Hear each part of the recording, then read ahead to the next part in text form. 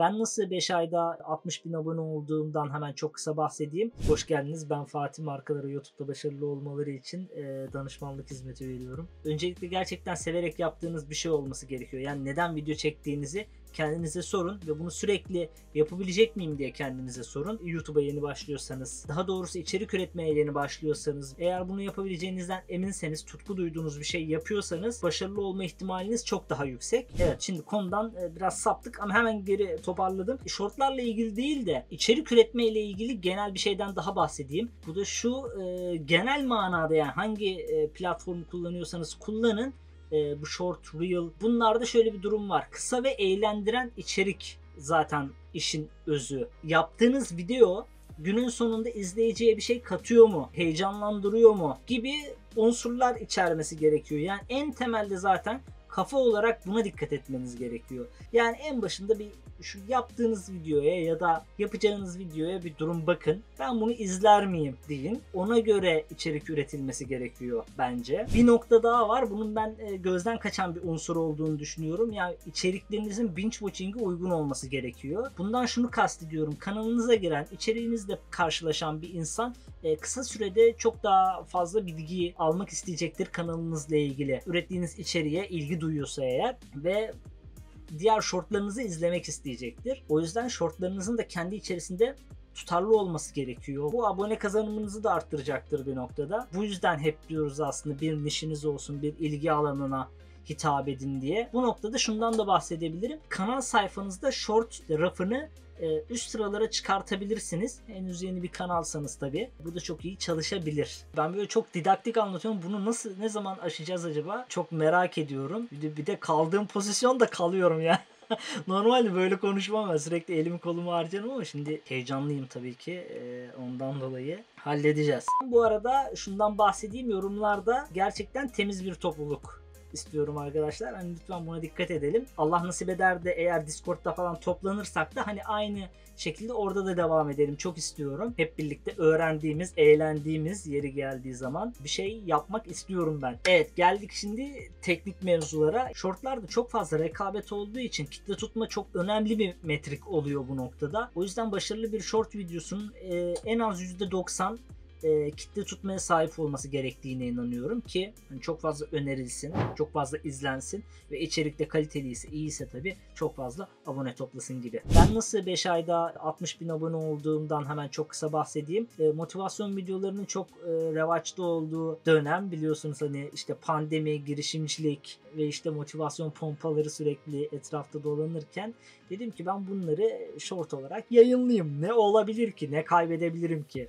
diye düşündüm. Ve bir anda patlamaya başladılar. Yani tek bir videom yaklaşık 2 milyon izlendi, 20 bin abone getirdi vesaire. Tabi bunlar İngilizce kanal. Kanal dilinin İngilizce olması bir ayırt edici bir unsurdu. Kısaca durum bundan ibaret ama tabii ki optimize ede gittim. Bazı videolarımda 2000-3000 izlendi. Çok izlenmedi yani. Short'ta biraz piyango gibi aslında bir durum söz konusu. Ama sürekli olarak iyileştirme yapmakta fayda var. Bunun dışında 2 tane daha short kanalı denemem oldu. Onlarda da çok başarılı olamadım. Biri birkaç bin aboneye çıktı durdu. Diğeri hiç abone toplayamadı gibi bir durum oldu. 3'te 1 yaptık ama onda da iyi yaptık. Yani 60 bin, 66 bin 700 abone gibi bir şeydi yanlış hatırlamıyorsam. Gibi bir durum. Bu rekabet mevzusundan devam edeceksek eğer şöyle bir şeyden de bahsedebilirim. Şansınızı arttırmak için, yani videonun görüntülenme oranını arttırmak için video süresini biraz kısa tutmakta fayda var. Yani illa 60 saniye diye 60 saniyelik bir video atmak zorunda değilsiniz. Atacağınız video 30 saniye 40 saniye dolaylarında olursa çok daha iyi çalışabilir. Buna dikkat edin. Tabi formatından dolayı video başlangıçları artık daha hayati rollere sahip. Hep deriz ya işte ilk 5 saniye çok önemli. Buna dikkat edin. Şimdi short'ta çok daha önemli. O yüzden nasıl giriş yaptığınıza dikkat edin ve bunu planlamaya çalışın. Yani boş bir giriş izleyiciyi kaçırabilir. O parmak durduran içeriği yapmanız lazım. O kancalayıcı bir cümle olabilir. Bir zoom efekti olabilir veya ekrana getirdiğiniz güzel bir ses olabilir vesaire. Hepsi için aslında örnek verilebilir. Yani müzik kanalıysan ritimlerle bir şey yap diyebiliriz. Sahneleri bağlı birbirine diyebiliriz ya da işte bir X işte film kanalıysan sonsuz döngüden oluşan sahneler oluştur, öyle bir tarz yap denebilir. Komedyensen şakalarını kes, paylaş denebilir gibi. Sürekli her kategori için bir şey önerilebilir. Ben genel manada hani mantık aktarmaya çalışıyorum burada. Bir de en önemlisi ve benim aslında son aylarda kullanmaya başladığım bir şey. Her kanal için geçerli değil.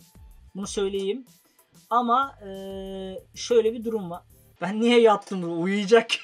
Ama şöyle bir durum var. Uzun format içeriklerinizden kitle tutması yüksek bir yer bulun ve o kısmın değerli bir yer olduğuna kanaat getiriyorsanız bunu kesip short olarak paylaşabilirsiniz. Oldukça iyi bir taktik bu arada. Yani bayağı da geri dönüş sağlayabiliyor bazen. Yani genel anlamda şimdilik aklıma gelenler bunlar. Çünkü vakitsizlikten ötürü videoları kayda başlamadan 5 dakika önce falan hazırlıyorum. Unuttuğum bir şey olursa yine bir short videosu oluşturup onu paylaşırım. Tekrar söyleyeyim, yorumlarda merak ettiğiniz bir şey olursa onu yazın. Abone olmayı unutmayın. 10.000 abonede biliyorsunuz yeni kamera ve mikrofon alacağım. Bu şu an benim 10 yıllık kameram. Bu setup'ı yapmak vesaire bayağı işkence oluyor bir noktadan sonra. O yüzden çok bir an önce 10.000 abone olmamız gerekiyor.